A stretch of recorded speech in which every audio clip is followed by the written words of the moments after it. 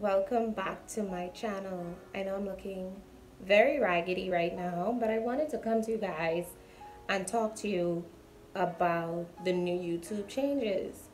I know it's gonna affect and make a lot of smaller YouTubers like myself feel like, one, should we continue? Two, should we even consider this as a long-time career? And whatnot. However, I wanted you to understand that yes, I have already. Okay, let's just talk about what the initial, when I started YouTube, I started last year, February.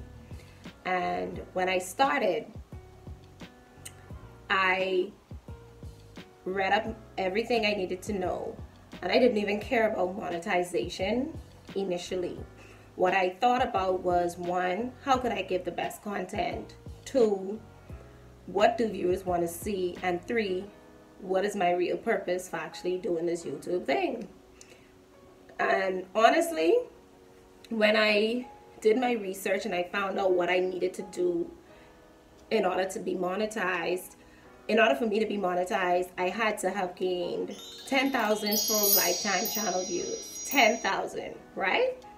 And to me, as a small YouTuber, getting 25 views on my first video, I'm like, how in the world am I supposed to get 10,000 channel views? So at that point, all I did was start search YouTube, find out what they needed to see, or find out anything relative to my hair, stuck to what my channel was about, and I was like, okay, hey, I have to literally go in overdrive with this thing in order to meet 10,000 lifetime channel views. Meaning lifetime channel views as in all of the videos that you've uploaded on your channel, your total amount of views would have to be 10,000 views. And that could be amongst 10 videos, 50 videos, or one video alone. Okay? Okay. So I'm going to be pre-pooing my hair with oil before shampooing. So that's what I'm going to do while I talk to you guys, so it's not like I'm just talking to the screen and being boring. At least I'm going to separate my hair into sections. Like I was saying, the lifetime views can seem really, really far away, or at the time seemed so far away. And I was like, gee, I don't even know if I can meet that requirement for 10,000 lifetime views.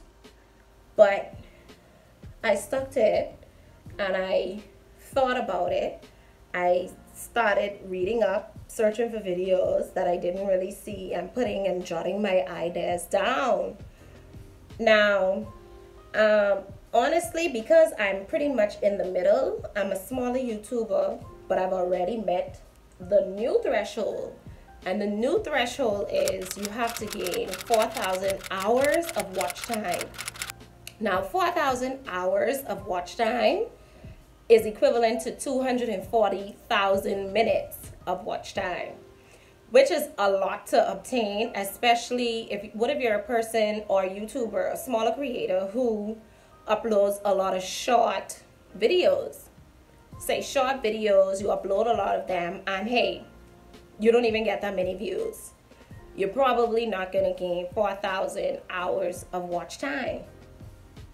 Now, for me, what was really, when the new whole 2018 change and rules for monetization came out, it didn't startle me because I know I had already surpassed that, but I thought about those that want to even do this or have not reached it as yet.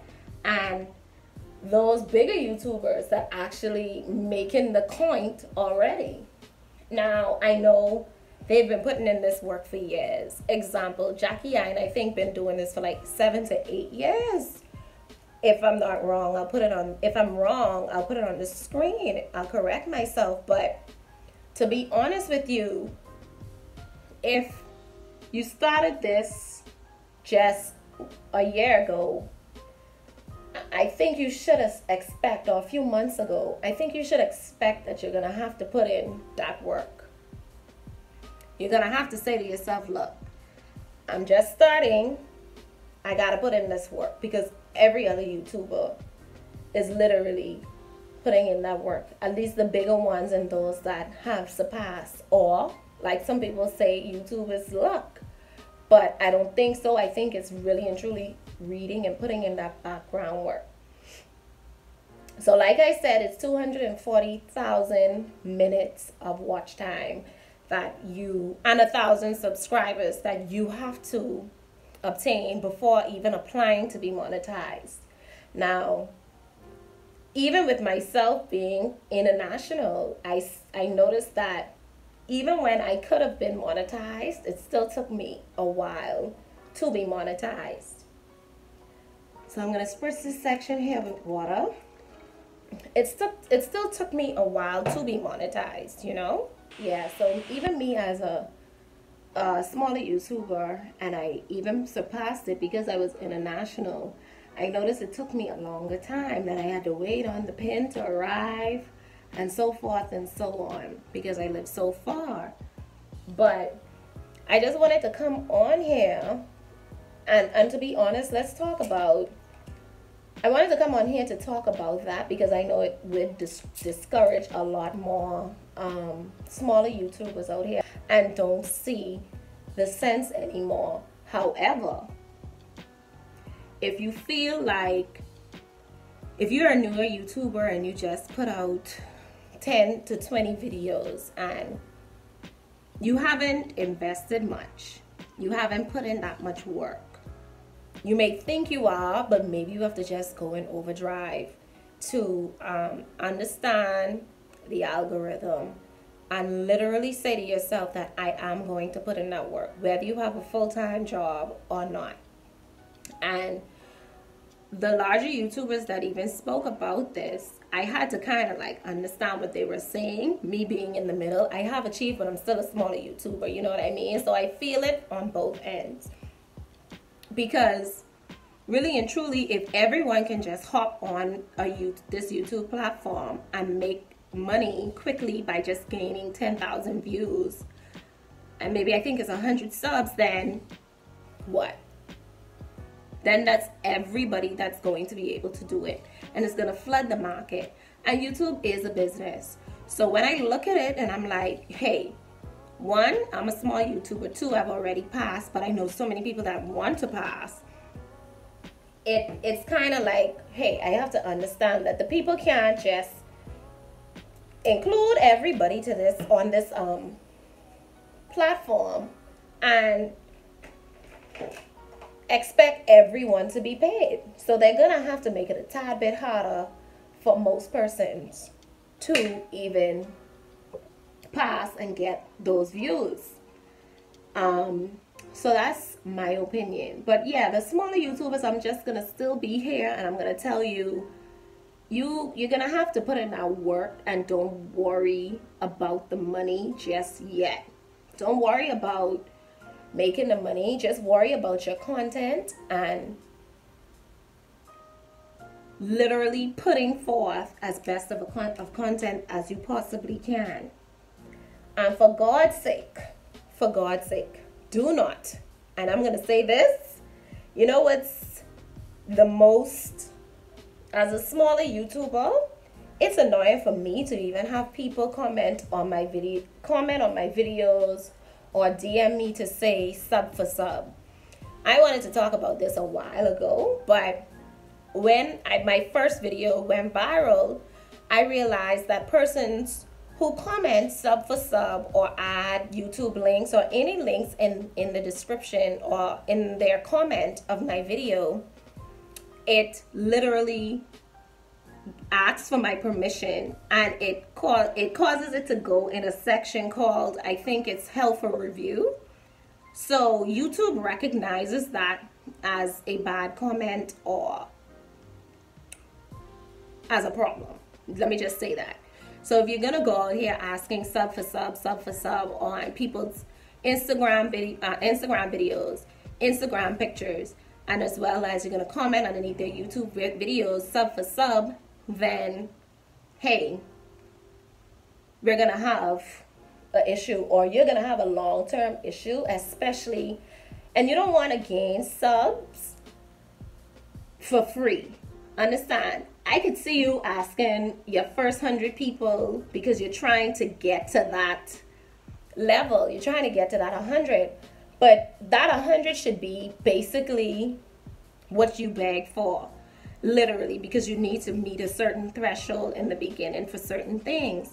So I could understand, hey, you asking your family members and persons to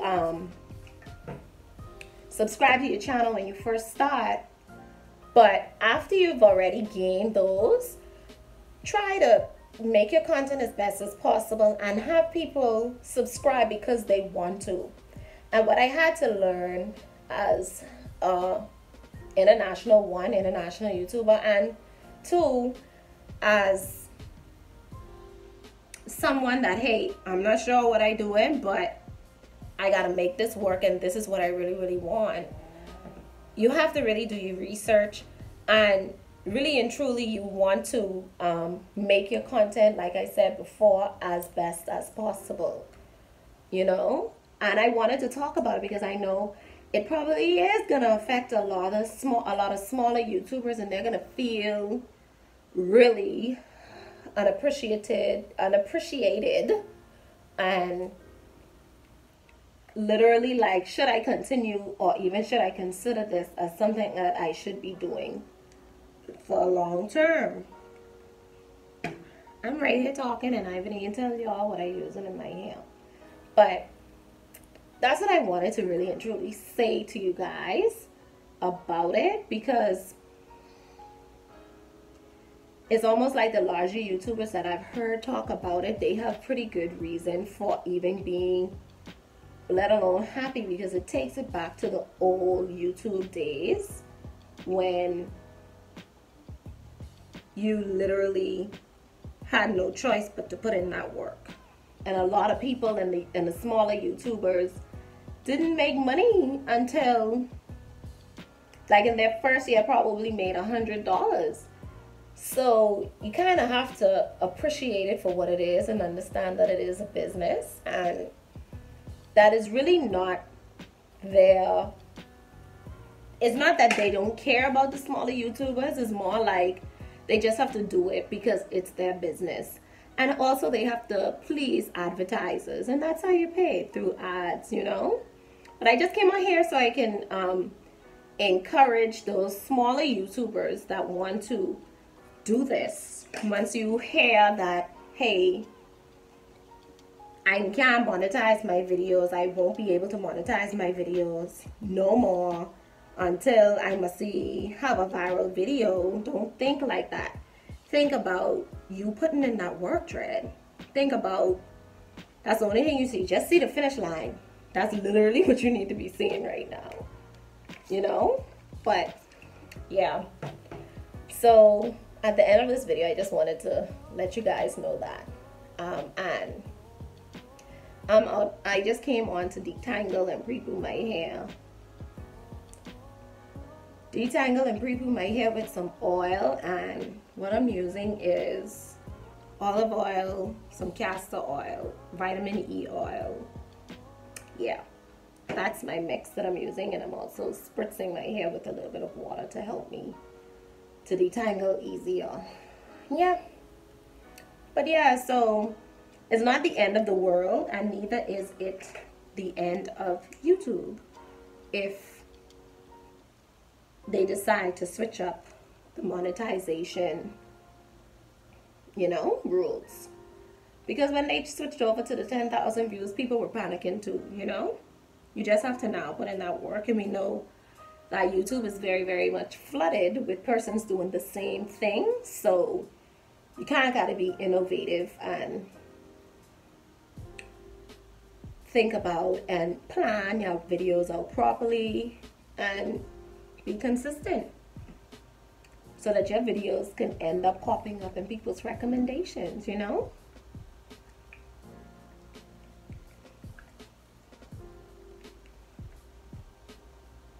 But once I finish pre-pooing my hair, adding the oil and detangling my hair with my fingers, I just twist it up and prepare for wash day tomorrow, or I might just do it in a few hours, you know.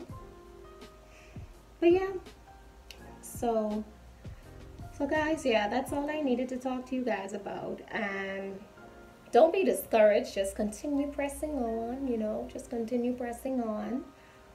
I'm out here, I'm just gonna continue twisting my hair and adding my oils for my pre-poo, because my hair was extremely dry, and if I add any shampoo to this, I think my hair is gonna break off. So I had to pre-poo this before.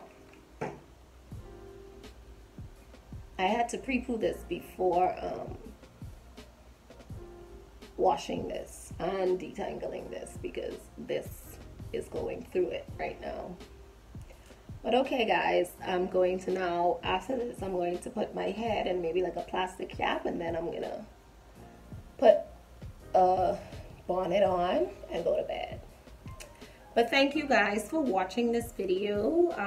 I hope you got a clear understanding of the watch time and understanding that it's not the end of the world, especially for the smaller creators that are just starting.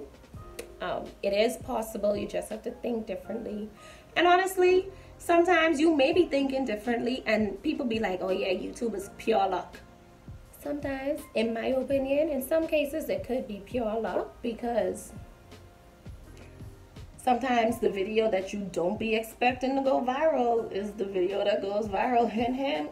So keep on keeping on. Don't forget to subscribe to this channel. Give this video a thumbs up and comment your opinion down below what you think about the new YouTube changes, especially as a up-and-coming YouTuber. Especially, I want to hear the smaller creators' opinions, even though it's probably all I got. That's probably gonna watch this video, you know. I'll talk to you guys later. Bye.